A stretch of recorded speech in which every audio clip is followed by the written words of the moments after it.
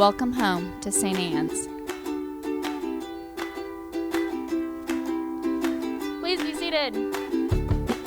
We want you to know that you're welcome to join us at 10 a.m. on Sundays. Please be sure to hit subscribe to receive our sermons. We can't wait to meet you. Thank you for coming out here and braving this cold weather with us. I'm so excited that you guys are here, either whether you're online, in your car, or here in the parking lot. I'm really excited you're here to celebrate with us the end of our mortgage and our mortgage burning. And to be honest, our mortgage ended on Easter morning, but by then church was closed and we couldn't really celebrate. So we're celebrating today.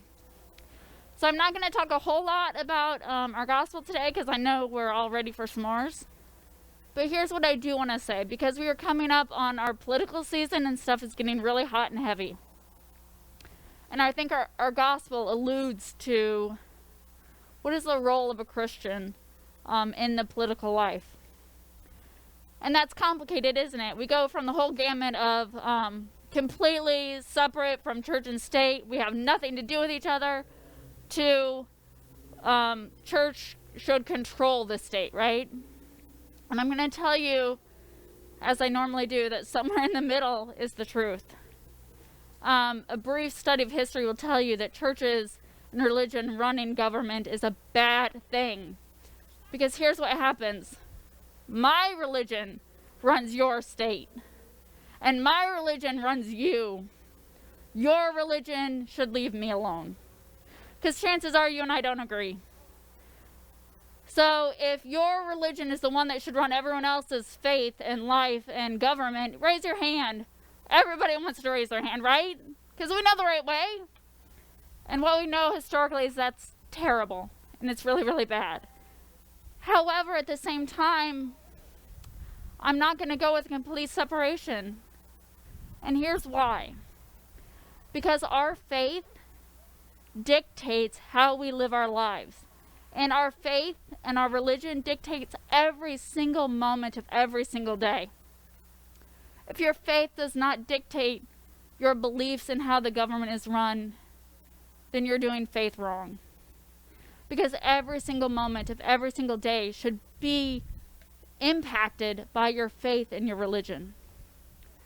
However, again, we're not going to go to this extreme and say, oh, but it should be everybody's. Because our faith and our religion are much higher than politics. So our faith and our religion are going to impact our politics. They're going to mean that it matters to us. It matters what our politics are because it impacts the world around us. And justice and love and mercy are central to our faith. I can never tell you how to vote. Because the reality is, my faith is my faith. And my religion is my religion. And it will impact how I act in a political way. And it should. Yours should too. What matters is that we give to God what is God's. And the reality is everything is God's. And the reality is our government and our politics are impacted by our faith and our religion. Not vice versa. Our politics should not influence our religion.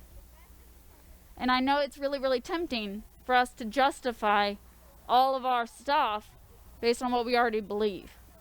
But I want us to go to everything with the faith and love and mercy and justice that God calls us to, and make those choices with that in order. And sometimes, you want to know what? We're not going to agree.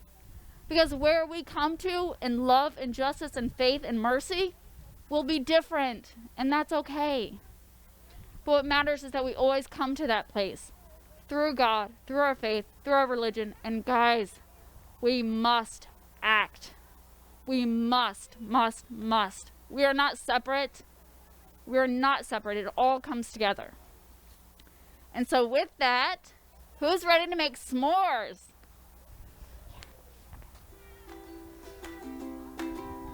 We want you to know that you're welcome to join us at 10 a.m. on Sundays.